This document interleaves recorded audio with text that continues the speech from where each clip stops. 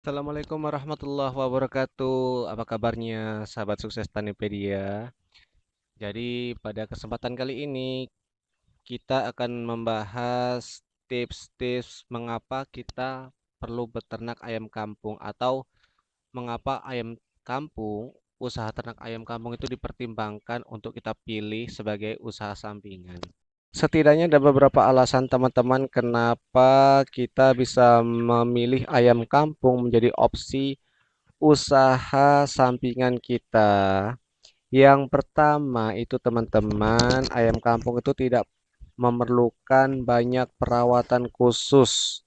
Cukup diberi makan, diberi minum, makan sesuai takaran umurnya, minum yang cukup dan bersih itu sudah cukup.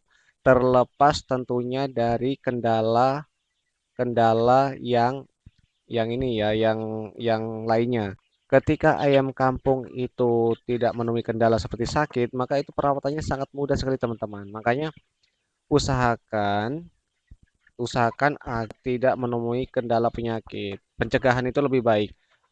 Karena teman-teman kalau ayam kita ada yang sakit dan ternyata sembuh, itu pertumbuhannya pun sudah tidak optimal, sudah tertinggal bobotnya dari kawan-kawan seusianya. Jadi usahakan pencegahan itu sangat perlu teman-teman.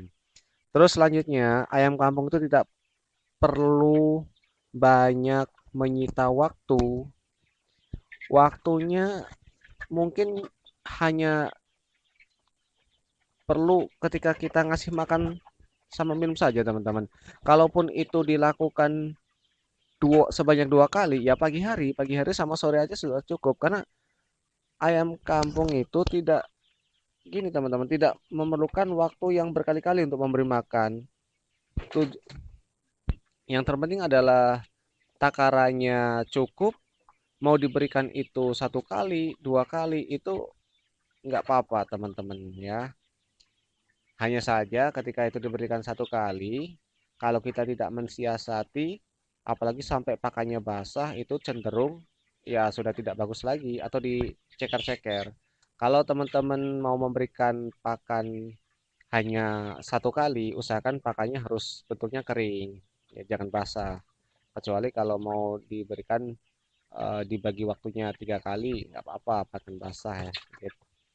Selanjutnya, kenapa kita harus beternak ayam kampung? Karena ayam kampung ini bisa dilakukan oleh siapa saja. Mau orang yang fokus khusus dia sebagai peternak, sampai orang yang hanya beternak sebagai sampingan saja itu bisa teman-teman. Tadi seperti yang disebutkan, karena tidak memerlukan banyak waktu, alokasi waktu, dan tidak terlalu banyak butuh treatment atau perawatan khusus kecuali ayamnya sakit. Atau ketika di DOC memang kita perlu bukan perawatan khusus sih, tapi perhatian khusus supaya bagaimana DOC itu tumbuh optimal, tidak ada kendala seperti kedinginan dan segala macam.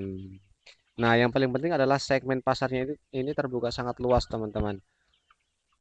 Segmen ayam kampung ini, segmen pasarnya peluangnya adalah yang pertama dari kalangan rumahan atau kalangan konsumen pribadi, selanjutnya dari rumah makan pinggir-pinggiran, pecel lele, terus dari pasar tradisional, dari restoran besar, hingga pengepul-pengepul yang tidak terjadwalkan pengambilannya. Biasanya pengepul-pengepul ini kalau ada kebutuhan dia ambil, kalau nggak ada kita ditinggalkan gitu teman-teman.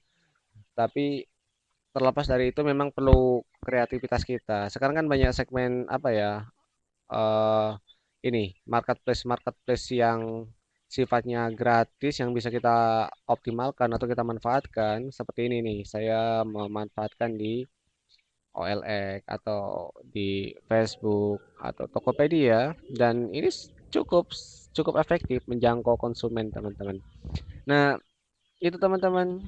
Selanjutnya tentunya yang terakhir dengan ukuran atau luas tanah yang tidak terlalu lebar pun kita sudah bisa memulai untuk peternak. Hanya saja sistemnya yang perlu kita sesuaikan dengan ukuran tanah kita. Kalau misalnya tanah kita kecil ya jangan pakai sistem alas tanah gitu kan di panggung aja gitu teman-teman supaya bisa bersusun beberapa beberapa tingkat kandangnya.